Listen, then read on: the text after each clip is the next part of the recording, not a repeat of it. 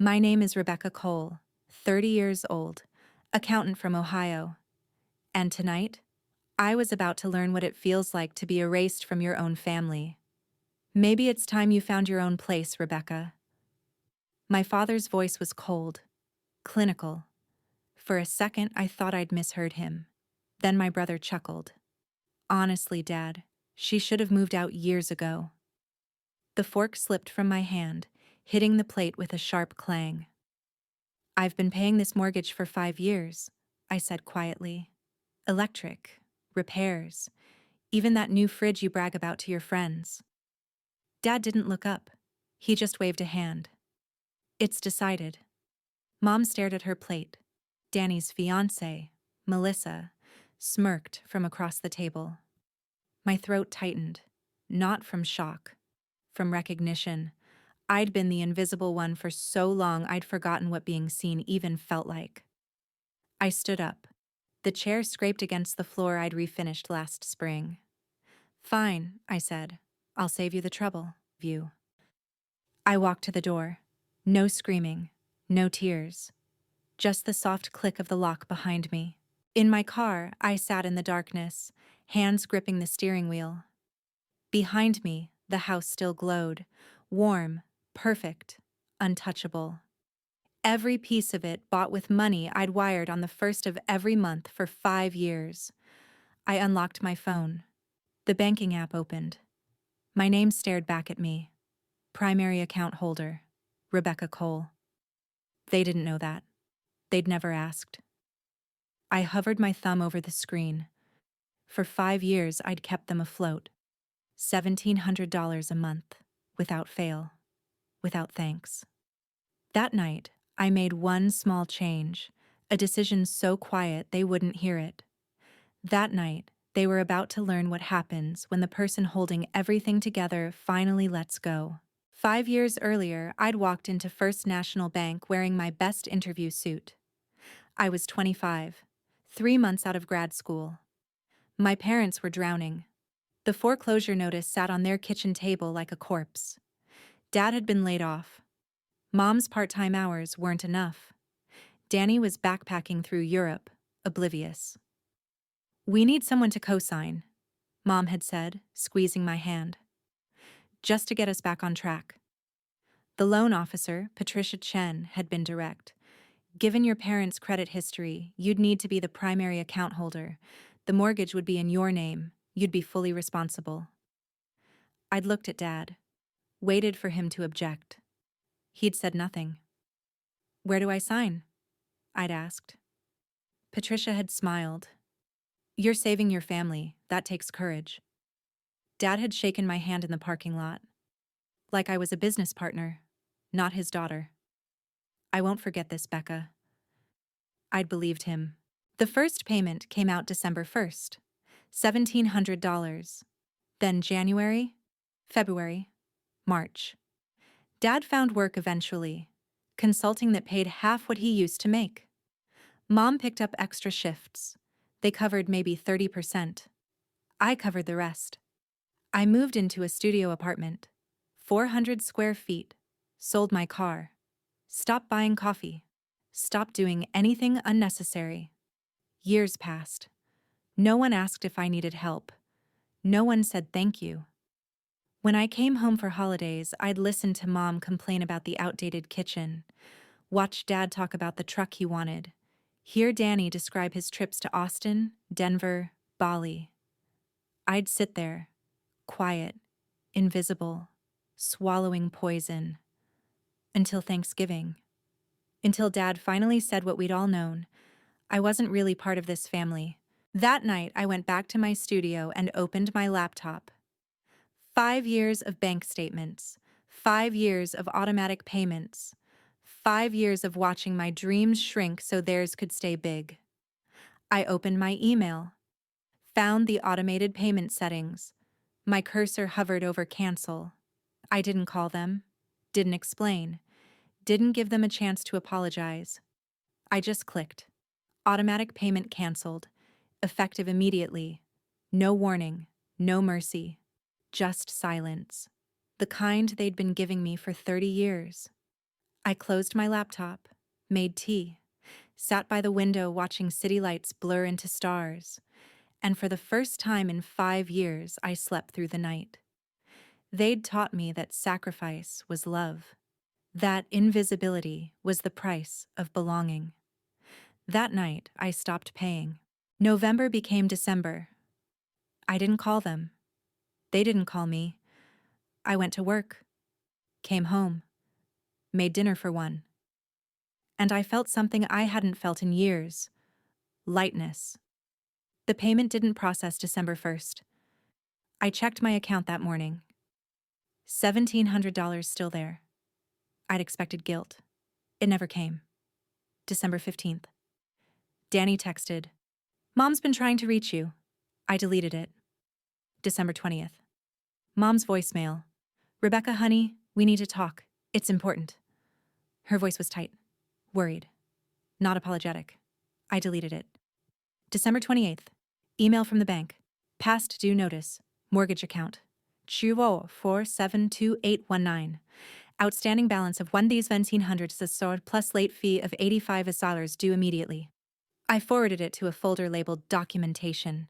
They'd figure it out eventually. Christmas came. No invitation. Sarah, my colleague, invited me to her sister's place. 20 people.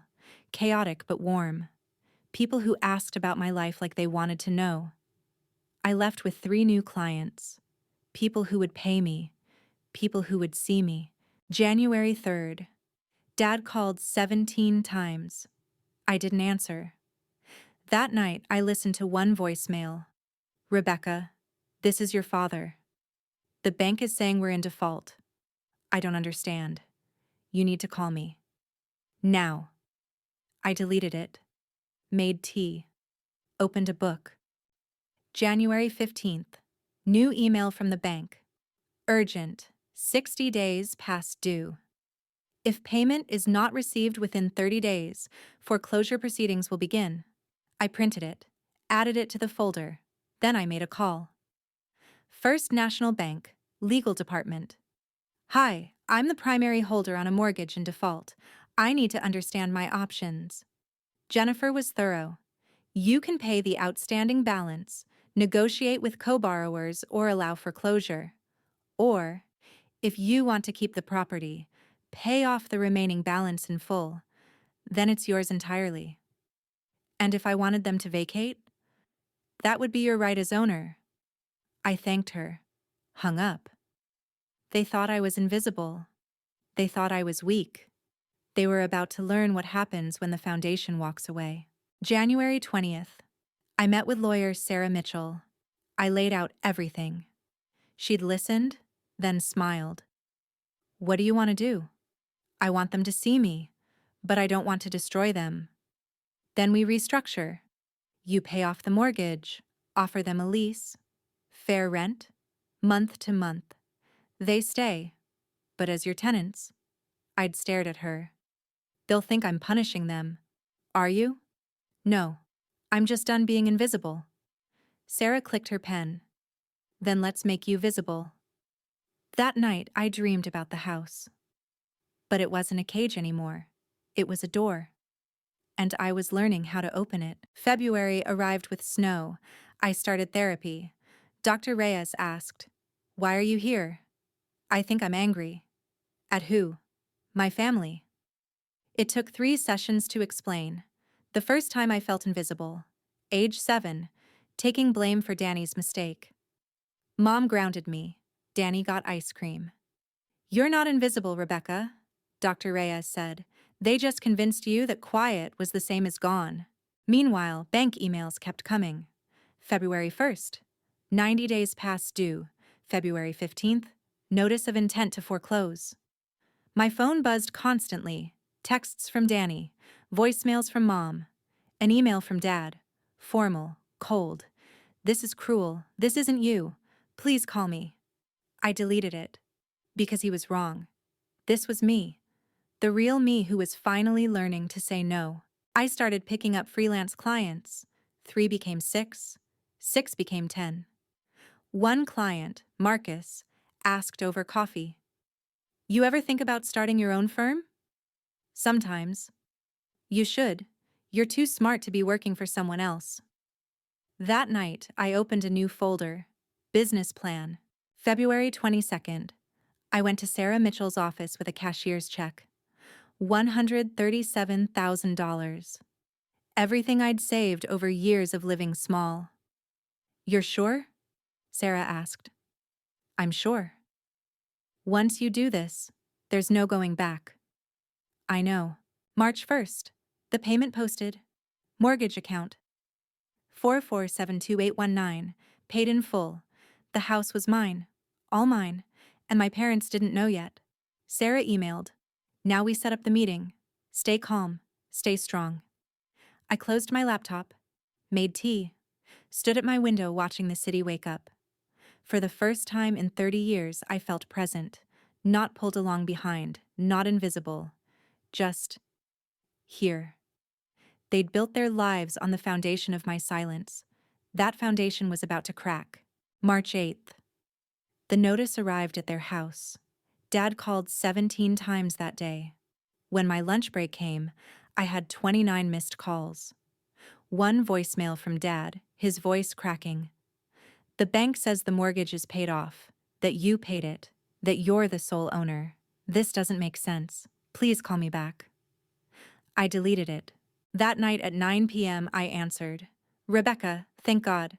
I know, Mom. Did you get Dad's message? I did.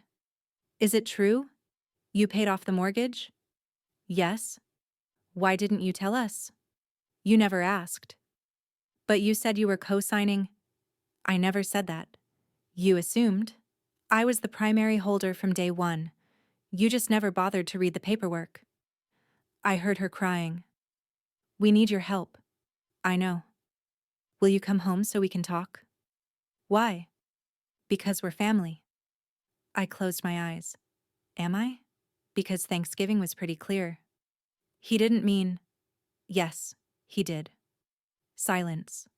What do you want us to do? I don't want you to do anything. I'm just done carrying you. I hung up. March 10th. Email from their lawyer. Subject. Re. Property at 428 Maple Street. Request for meeting. I forwarded it to Sarah. Her response. Don't respond. We'll schedule when we're ready. On our terms. That week, I did something I hadn't done in 5 years. Bought myself new clothes, a leather jacket, boots that fit. Got my hair cut properly. I stood in my mirror and barely recognized myself. I looked alive. March 15th. I called the bank about transferring ownership. The representative congratulated me. That's a significant accomplishment. Thank you. Once the deed transfers, you'll be the sole owner. Any residents would be tenants without ownership. I understand. March 18th. Sarah called. Their lawyer wants to meet next Tuesday, 2 p.m. at the bank. Good. Are you ready? I thought about the fork falling, the door closing, the 5 years of silence. Yes, I'm ready. They'd spent 5 years living in comfort I'd sacrificed everything to provide. Next Tuesday, they were going to learn the cost of taking someone for granted. March 22nd, 2:00 p.m. First National Bank conference room. I arrived early. Sarah was setting up files like chess pieces. At 2:05, the door opened. Dad came in first, looking smaller, thinner. Mom followed, eyes red-rimmed. Danny wouldn't look at me. Their lawyer, Patrick Lawson, looked annoyed. They sat across from us. Mitchell, the bank representative, cleared his throat. The mortgage was recently paid in full by Ms. Cole, making her the sole legal owner. Dad's head snapped up. What? The property now belongs entirely to Ms. Rebecca Cole. Mom gasped. Danny leaned forward. You paid it off? The whole thing? Yes. Why? Dad's voice broke. Why would you do that without telling us? I looked at him. Why would I tell you? You told me I wasn't part of this family anymore. He flinched. For 5 years, I paid your mortgage. $1,700 a month. I slid a folder across the table. I sacrificed everything so you could keep this house. And not once did any of you say thank you. Dad opened the folder. His hands shook. You acted like it was owed to you. Like I was a bank, not a daughter. Sarah slid another document forward. Ms. Cole has prepared a proposal. Their lawyer picked it up. A lease agreement. Ms. Cole is willing to allow you to continue residing in the property as tenants, Sarah said. Monthly rent, $1,500. Below market rate. Month-to-month lease. Standard tenant protections apply. Mom was crying. You're making us pay rent? In our own home? It's not your home, I said quietly. It never was. It's been mine for 5 years. You just didn't want to see it. This is insane, Danny said. I'm the owner. Legally. Morally. Factually. Sign the lease and stay, or don't sign and vacate within 30 days. Patrick cleared his throat. Ms. Cole, the optics of evicting your parents. I'm not evicting anyone. I'm offering housing at a fair price with legal protections. What I'm not doing is continuing to subsidize their lives while being treated like I don't exist. Rebecca. Dad's voice was barely a whisper. Is this what you want? To humiliate us? I met his eyes. No, Dad. I just want you to see me.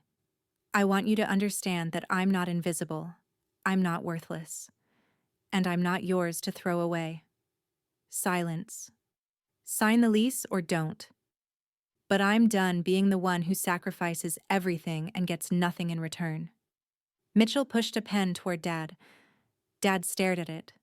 Then slowly he picked it up. His hand shook as he signed. Richard Cole. Mom signed next, crying. Sarah collected the papers. The lease begins April 1st. First month's rent due by that date. I stood. Walked to the door. Rebecca. Dad's voice stopped me. Can we talk? Without the lawyers? I turned back. No, not yet. And I walked out. That was the moment they finally understood. I wasn't their little girl anymore. I was the woman who'd learned to save herself. April 1st, 9:17 a.m. Bank notification. Deposit received. 1,500 guajars from Richard Cole. I stared at it. Not triumph, not satisfaction, just acknowledgement. They'd paid. On time. I kept my studio apartment. Started looking at places of my own. Small houses with actual closets, windows that let in light. April 8th. I found it. A 2-bedroom bungalow on the east side. Hardwood floors. A kitchen with counter space. A neglected garden that could be saved. The realtor smiled. First-time buyer? Second, but the first one that's actually mine. I made an offer. It was accepted. April 10th. Danny called. I wanted to apologize, for Thanksgiving, for everything. I didn't see what you were doing for us. No, you didn't. I'm getting married in June. I'd like you there, if you're willing. I'll think about it. I did think about it. For weeks. In the end, I went. Not because I'd forgiven everything, but because I wanted to prove I could stand in that space and not feel small. June 15th. The wedding was beautiful. I sat in the back, wearing a simple navy dress. At the reception, Dad approached. We stood in awkward silence. You look good, Becca. Thanks. I was wrong. What I said at Thanksgiving. You were always part of this family. I know, Dad.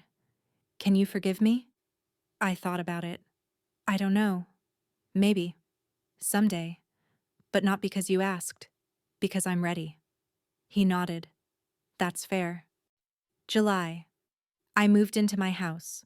Sarah and Tom, an architect I'd been seeing, helped me move boxes, assemble furniture. Tom stood in my empty living room. You know what this place needs? A couch. And some art. That weekend, he took me to a gallery. I found a painting. Blues and grays swirling together. Chaotic but contained. It looked like the feeling of standing at the edge of something vast and realizing you could either drown or learn to swim. You like it? Tom asked. Yeah, I really do. Then get it. I bought it, hung it above my new couch. Every time I looked at it, something settled in my chest. This was mine, really mine. August, September, October. Rent arrived on the first of every month.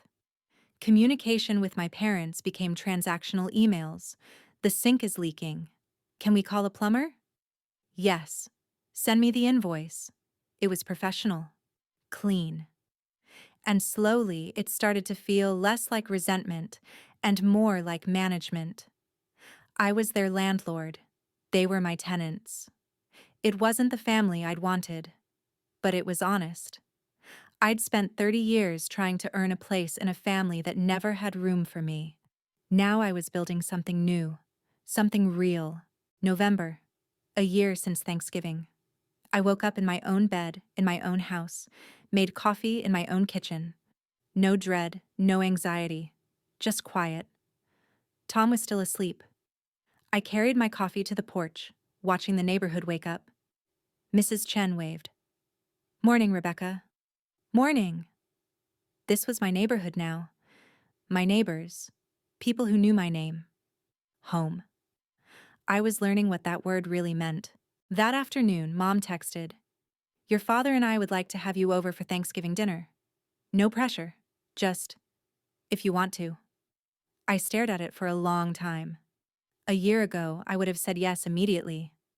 Now, I typed, maybe, I'll let you know. Not yes. Not no. Just maybe. That felt honest. On Thanksgiving morning, I called. I'll come, but I can't stay long. I have plans with friends later. Of course. 2 o'clock? 2 o'clock works. I arrived at 2:15, fashionably late. A boundary. I knocked instead of using my key, because this wasn't my house. Not in the way that mattered. The meal was awkward but not painful, different but not broken. Halfway through, Mom said, Rebecca, we wanted to thank you for the lease, for being fair when you didn't have to be. You're welcome. We know we took you for granted, Dad added. We know we hurt you, and we're sorry. I looked at them. I know, and I'm working on forgiving you, but I'm not there yet. That's fair, Mom said softly, but I can be here. For today. At 4:30, I said my goodbyes. Dad walked me to my car. You're doing well. I am. I'm glad. I drove away, watching the house shrink in my mirror. For the first time, I felt like I was driving towards something, not away from it. Tom asked me to move in with him. Just think about it. I am thinking about it. About choosing someone, being chosen, building something together. It's terrifying and exciting and new. Sarah, my colleague, is starting her own practice. She asked if I wanted to join her. We'd be partners, 50-50, equal say in everything. Yes, I said. Absolutely yes. Cole and Martinez Financial Services. My name. First. Visible. I drove past Maple Street one last time. Christmas lights were up.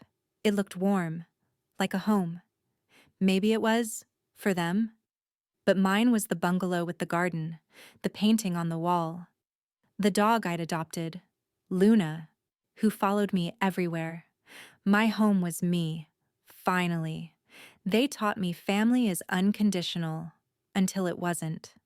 Now I know. The only unconditional thing you need is respect for yourself. December. The year was ending. I sat on my porch, wrapped in a blanket, watching the sunrise. The neighborhood was silent, peaceful. My phone was dark beside me. I didn't need to check it. For the first time in my life, I was content with the silence. People ask me if I'm angry, if I hate my family. The truth is, I don't. I'm not angry anymore. I'm just clear. For years, I thought love meant sacrifice. I thought being a good daughter meant disappearing so they could shine. But they didn't see me, because I never asked them to. I made myself small. I made myself quiet. I made myself invisible. And then I was surprised when they treated me like I didn't exist. The night Dad said I wasn't part of the family, he set me free. I didn't stop paying the mortgage to hurt them. I stopped because I finally understood. I was never paying for a house. I was paying for acceptance. And you can't buy that. When I walked into that bank and made them face the truth, that the home they took for granted was never theirs, I wasn't being cruel. I was being honest. For the first time. They call me their landlord now. Maybe that's cold. But it's also real.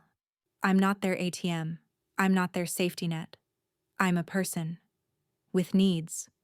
With boundaries. With a life of my own. And I deserve to be treated like one. The lease is up for renewal in March. Mom asked about a 2-year term. I haven't answered yet. Not because I'm being cruel, but because I'm thinking about what I want. That's new for me. Asking what I want. Believing I'm allowed to want it. They taught me family is unconditional. Until it wasn't. They taught me love means sacrifice. Until I learned it should mean respect. They taught me to be quiet. Until I learned that silence can be a choice, not a sentence. Now I know the truth. The only unconditional thing you need is respect for yourself. The only love that matters is the love that sees you. The only home that counts is the one you build for yourself. I'm Rebecca Cole. I'm 31 years old. I'm a business owner, girlfriend, friend, dog mom. I'm a landlord to the family that tried to make me invisible. And I'm finally free. Not because I destroyed them, but because I saved myself. They spent 30 years teaching me I didn't belong. It took me 1 year to learn that belonging starts with yourself. And once you know that, really know it, no one can take it away. Mom sent me a photo last week. The house. My house. With a for sale sign in the yard. Your father and I found a smaller place. A condo.